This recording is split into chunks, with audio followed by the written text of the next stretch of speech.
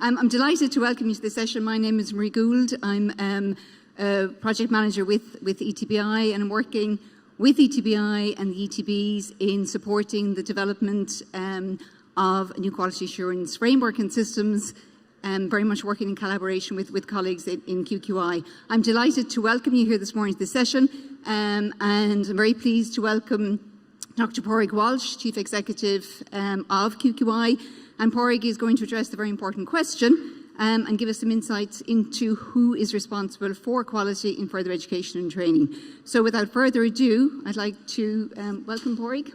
Thank you. Thanks very much, Marie, and thanks to everybody for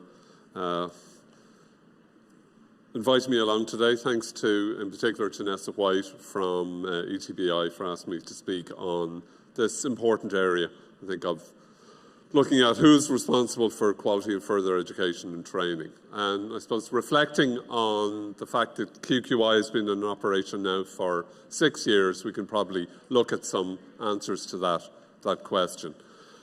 I think my answer, or our answer to that question, is explicated quite well, I think, in the value statement that QQI have in our recently published Statement of Strategy, adding value to qualifications. And in that, we state that one of our prime values is that QQI believes that we have a shared responsibility with others to ensure confidence in and continuous improvement of the quality of education and training. We believe that the attainment of our goals and objective is best pursued collaboratively and constructively with our diverse set of partners and providers.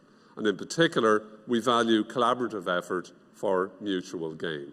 So that's our recent strategy statement, which will actually go up on the website on the 1st of October, but that's the key part of that in relation to shared responsibility and collaborative effort. Most of you will be familiar with the efforts that have been made over the past 20 years or so through the so-called Bologna process to agree common principles in quality assurance and qualifications in what's now known as the European Higher Education Area, the EHEA. And these have included since 2005 in the area of higher education, which now spans 48 countries in the EHEA, all the way from Iceland, all the way across to the Russian Federation, to common principles in quality assurance and commonly agreed standards and guidelines for quality assurance, known as the ESG. Although these principles were developed for higher education, I believe them to apply for all types of education and indeed training. They are not standards for quality, nor do they prescribe how quality assurance processes are implemented, but they provide guidance covering the areas which are vital for successful quality provision and learning environments in education. Quality, while not being easy to define, is mainly, I believe, a result of the interaction between teachers, students, and the institutional learning environment. And quality assurance should ensure a learning environment in which the context of programs, learning opportunities, and facilities are fit for purpose. The ESG commit to the shared responsibility for quality between providers, learners, and external authorities. And they're based on the following 4 principles. 1, that education institutions have the primary responsibility for the quality of their provision and its assurance. Quality assurance responds to the diversity of education systems, institutions, programs, and learners, and the quality assurance supports the development of a quality culture, and the quality assurance takes into account the needs and expectations of learners, all other stakeholders, and society. The first of these principles, I believe, is the most important and is frequently misunderstood. Whereas it's generally understood that education institutions have the primary responsibility for quality, it is less well acknowledged that they also have the primary responsibility for the assurance of quality, to satisfy themselves that their learners are accessing a high-quality learning experience. The role of external agencies like QQI is largely to ensure that the internal quality assurance systems put in place by providers, such as the education and training boards, are effective.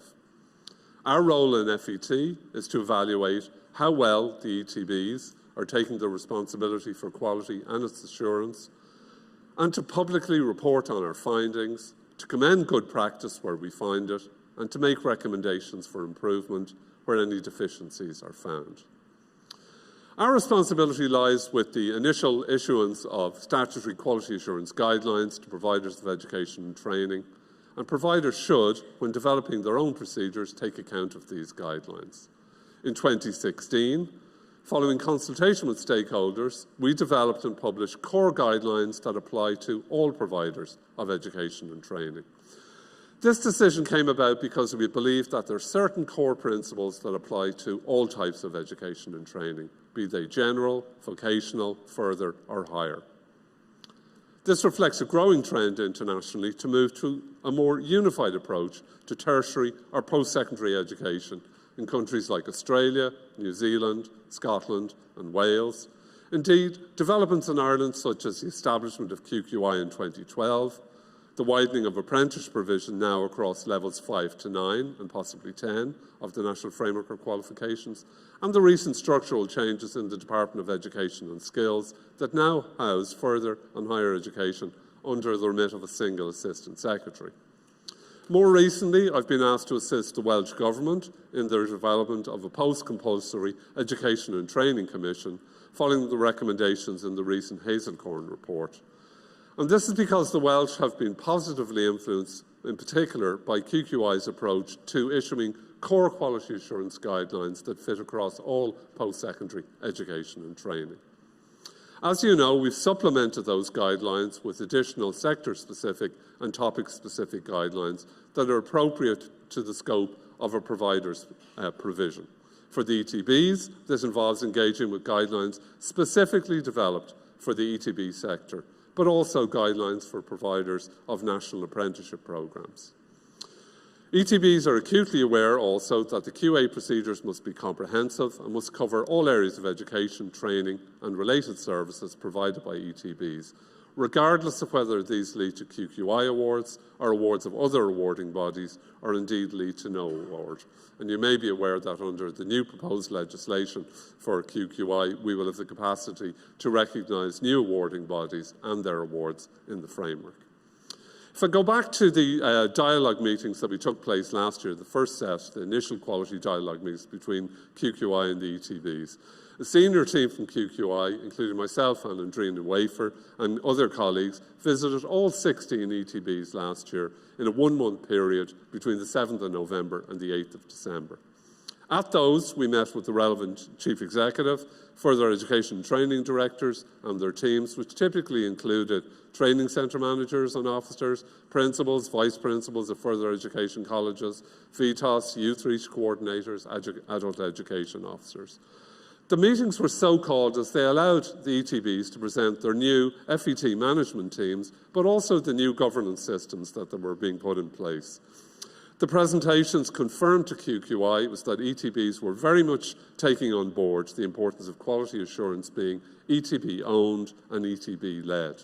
There was a strong sense that education and training boards were assuming corporate responsibility for quality assurance across the whole range of their further education and training provision, be it delivered through PLC, VTOS, Youth Reach, adult and community education or training centres. In all of the dialogue meetings, we emphasised the necessity for ETBs to regard to the relevant guidelines when devising their own procedures and the importance of the prompt and visible publication of the QA policies and procedures on each ETB website. In addition, we stressed the importance of the publication of all relevant ETB-organised quality evaluation reports through links on the ETB's website as an essential component to promote transparency and to support public confidence for all stakeholders. We emphasised the importance of that set of dialogue meeting also in maintaining contact with each ETB, as this is the level at which the regulatory relationship with QQI exists. We are highly dependent on colleagues such as yourselves in each ETB to disseminate key communications related to quality assurance and the work of QQI across the organisations in an effective manner. As a product of amalgamation ourselves, we fully recognise the challenge of integrating the quality assurance system of the former VECs and FOSS training centres into a single quality assurance system. CDETB, for instance, the largest education and training board, we know has a staff of approximately 3,500, providing courses for 23,000 full-time and 30,000 part-time learners across the city of Dublin. They currently operate 16 colleges of further education, 2 training centres, an adult education service that operates in 5 separate areas across the city, 10 youth reach centres and education and training facilities in 7 prisons. So the challenge for CDETB and the other ETBs was to move, in their case, from 22 separate legacy quality assurance agreements in 2014 down to 4 in 2018, comprising FE colleges, youth reach, adult and prison education and training. Over time, the aim is to move even more towards a unified total quality assurance management framework. And for that, I want to commend CDETB and the other education and training boards for now having a position where a person can look at the core website and see how quality assurance operates across the whole education and training board. And that's a huge move on from where we were previously following that set. The total framework, I believe, will require changes in the administrative structure of ETBs. The appointment of FET directors in each ETB has been a great beginning and has allowed the development of a peer group who interact with each other and with bodies like QQI. This has been accompanied in some cases with the appointment of QA officers, but the professionalisation of these roles is essential, I believe, in the development of a sustainable quality system across ETBs and the wider FET sector. When I studied engineering in UCD in the late 1970s, the department consisted of a team of academics and a single departmental secretary running a single undergraduate programme. There were no Erasmus programmes, little choice or electives until final year, no structured mechanism for student feedback, and absolutely no public reporting of anything.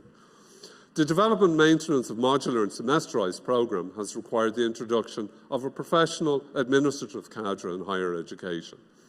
For instance, the Higher Education Performance Framework Report in 2014 indicates that now approximately 53% of staff in the university sector are classed as administrative. This falls to 31% in the institute technology sector, and it's considerably lower again in the ETB sector. Yet the development, compliance and reporting responsibilities of the Education and Training Board is commensurate with that of higher education. Think of FOI, GDPR, data analytics, FAR, institution quality reporting, strategic dialogue. This shouldn't have to mean a diversion of teachers from frontline teaching, as the current burden of administrative work is already doing this, but a move towards a more balanced mix of administrative and teaching staff across the sector. I'm aware that this requires a rebalancing of the current staff allocation model across the sector, but I believe this is essential if we are to develop a high-quality, flexible, responsive FET system. One of the primary differences, obviously, between the school and FETB sectors is the ability of individual teachers to input into programme development. And the move from a series of prescriptive QQI award specification in the Common Awards system to the more provider-led role in programme development envisaged by the new validation policy brings with it certain challenges. However, the national credibility of programmes and their associated awards requires levels of comparabilities between similar programmes delivered in different locations and settings. This should not take away from the ability of providers and individual teachers to adjust and modify their programmes, but essentially the responsibility in the new validation system has to lie more with the provider developing a programme of education and training. For this to work optimally, sufficient space has to be available to disciplinary experts to engage in the programme development process. It's likely, therefore, that adjustments to the current staffing model will have to take place to support such programme development and the required associated administrative support. The recently published QQI Statement of Strategy, informed by the view of our stakeholders, such as yourselves, describes a key priority as being to maintain, develop and promote the framework as the central feature of a flexible, responsive system for quality-assured qualifications in Ireland.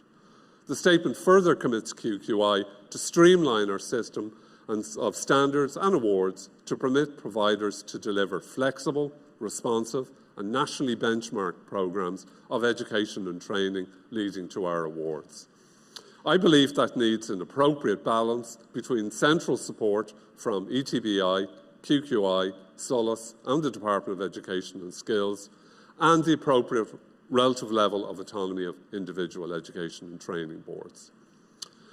One of the exciting new areas for the ETBs has been the challenge of developing new apprenticeship programmes. However, it's worthwhile setting out the nature of this challenge. An ETB, itself a relatively new entity, is acting as a coordinating provider along with other education and training boards as part of a consortium involving multiple industry partners to develop a new programme without established awards to operate nationally while being delivered locally. As people would say, if you wanted it, I wouldn't start from here. They are doing this in the context of a new quality assurance guidelines from QQI, new QQI validation policy with different criteria involving the use of panels and site visits. To some extent, this involves competition, I think, between individual ETBs to lead national programmes, and further competition in an already crowded space with higher education institutions.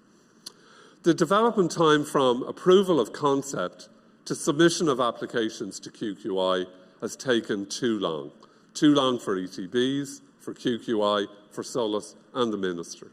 However, at this stage, it's important to remember that we have validated ETB-led apprenticeships in culinary arts, property services, craft butchery and original equipment manufacturing from ETBs in Kerry, City of Dublin, Mayo Sligo Leitrim and Cavan Monaghan, respectively.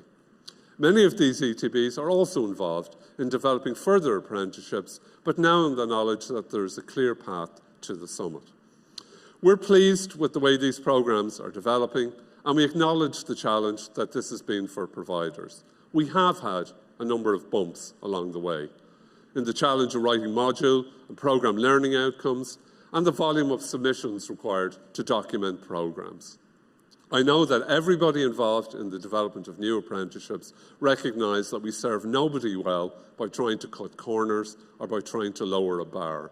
However, QQI has had to recognise that we are in a developmental phase and that providers need assistance and support in developing programmes and in understanding new language, and that we may have to operate close or to the edge of our comfort zone in balancing the roles of advice and examination.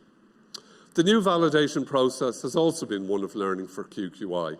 We recognise that a process of compliance with each sub-criterion of validation may have overly focused applicants and panel evaluators and chairs too much on the detail and not allowed people to stand back and answer the fundamental question, does this look like a high-quality programme? We've learned from this and we are committed to briefing our panels, chairs and applicants on the lessons learned so far in the process. We have also been ensuring that the panels, insofar as possible, will incorporate people with a good background in FET. The best lessons to be learned are those who've gone through the process. For ETBs wishing to get involved in leading consortium and apprenticeship development, the most valuable help will come, I believe, from those who've already undergone the process successfully and are in the best position to offer assistance in developing programmes and in documenting them in a manner that leads to their successful validation. While all programmes require disciplinary knowledge, writing learning outcomes and clearly documenting a programme are largely generic transferable skills. I was very struck at a meeting earlier this summer by a reminder to me from an FET director that ETBs are doing validation while still wearing L plates. However, at this point, 4 of the ETBs have successfully piloted programmes through validation and have now deservedly earned their right to a full driver's licence, even in some cases that's for a forklift truck. As a complement to the internal verification and authentication elements of assessment, QQI data monitoring also has a role to play. While most of our monitoring is routine and desk-based, we have provision for direct interventions on foot of complaints or concerns identified through the QQI policy and monitoring. We now send annual grading reports to all of the FET providers with directions that they are used for both review of internal consistency in grading and for benchmarking against national comparators. These reports have proved very useful in identifying which fields of learning and forms of assessment show the greatest level of variability in grading. And it was evident during the dialogue meetings that we had between ourselves and the ETBs in 2017 that the provision of that data was being carefully considered by the ETBs as part of their own internal quality assurance system. Following the approval of the procedures of the ETBs in April and June, the next step is an external review of the effectiveness of QA procedures. This will follow the well-established practice of self-evaluation, this time at the wider ETB level rather than just being the product of the executive, a visit by an expert panel and a public report containing recommendations for improvement and commendations. The intention is to conduct an omnibus review in 2020, and this will provide us with an opportunity of seeing what progress has been made towards an integrated quality system within each ETB. Over the next number of months, we hope to develop this methodology, and as doing that, we will, of course, be providing consultation with the ETBs and within SOLAS as we attempt to get a proper model forward. This process we hope will allow us to answer the fundamental questions. Do the ETBs have robust QA procedures in place? And more importantly, are they providing transparent public information about how effective these procedures are in demonstrating that learners are receiving a high-quality learning experience? We recognise we also have a role in supporting providers in the enhancement of quality. In November 2018, we're organising separate consultation events in relation to assessment in further and higher education. They're being held in the context of our Green Paper on Assessment that was issued earlier in the year, and the further education and training event on November 13, which has been held in the Alex Hotel near our office in Dublin, is being jointly hosted by QQI and ETBI, for which we're very grateful. In terms of the status of further education and training, it took until the establishment of SOLAS in 2013 for Ireland to produce a national FET strategy back in 2014. What did that mid-term review of the FET strategy by prospectus tell us? There are a couple of extracts that I'll just take from that I think are worth reflecting on. One, the credibility of the FET sector will ultimately be judged by its ability to compete in the educational ecosystem for a limited number of cohorts and to be able to evidence to all stakeholders the real-world benefits of attaining an FET qualification. Two, the improved standing of FET will be driven by outcomes if the value of the sector can be seen by progression of value-added upskilling. Three, if the FET sector is to realise its ambition of adopting a whole system approach, a further important consideration for the Department of Education is in establishing a clear policy position, is defining how the FET sector can develop and align with the higher education sector in a way that ensures more seamless transition for learners. Fourth, that Ireland needs to develop a fully integrated tertiary education model focused on student-learner career pathways, which build on the existing relationships between further education and training and higher education and includes all learners on the education continuum. I think there are strong lessons in there for all of us. To sum up, if you like, I'm often asked frequently by our own Department of Education when talking about quality, where are the exemplars? Who is doing this well? In many cases, I think we can answer that Ireland is one of the stronger performers internationally in the area of quality and its assurance. The embeddedness of our national framework of qualification, where the taxi driver can tell you that their son or daughter is doing a level 6 or level 8 course, is something that is envied elsewhere throughout Europe and the wider world. We have a good quality assurance system with strong levels of autonomy, more particularly in further education and higher education. There are, however, I think, countries that do education better than we do. We can certainly learn lessons from them. But that may involve making hard choices, and we may have to be prepared to wait a long time before our efforts come to fruition. And we're not particularly good at waiting in this country. Our problem, in mathematical terms, is not the periodicity of our economic and other cycles, but their amplitude. Witness our struggle with the housing crisis, whereas we've cycled from ghost estates to homelessness in less than a decade. Our peaks and troughs are too big, and we need to find ways of modulating that. I'm not sure, for instance, that yesterday's headline from the ESRI that the Irish economy is going to grow by 9% in 2018 is particularly welcome. When asked about exemplars in education, I frequently return to a 2010 OECD report commissioned by the United States entitled Strong Performers and Successful Reformers in Education, Lessons from PISA for the United States. Although it relates to secondary education, I believe it's applicable to education in Ireland generally. And the case study for Finland is entitled Slow and Steady Reform for Consistently High Results. The summary paragraph encapsulates the Finnish approach, and I quote it. Finland is one of the world's leaders in the academic performance of its secondary school system.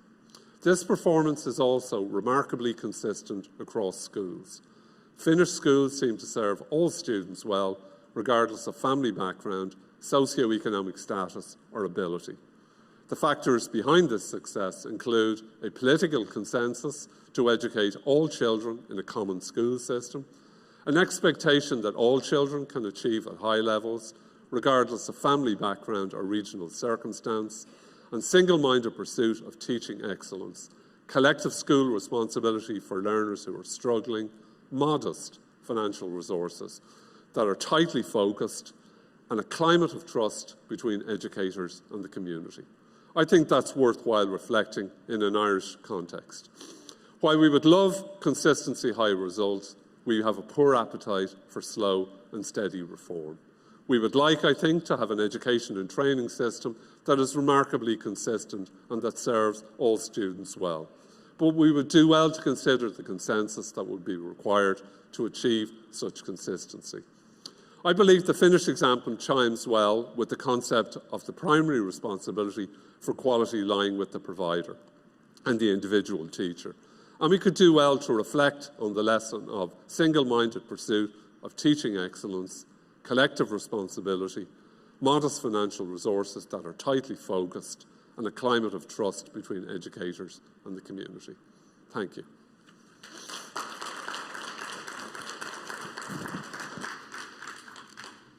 Thank you, Padraig, for a very insightful and relevant presentation. I think it's very clear from your address as to who is responsible for quality and for quality assurance, that the Education and Training Boards are responsible for quality.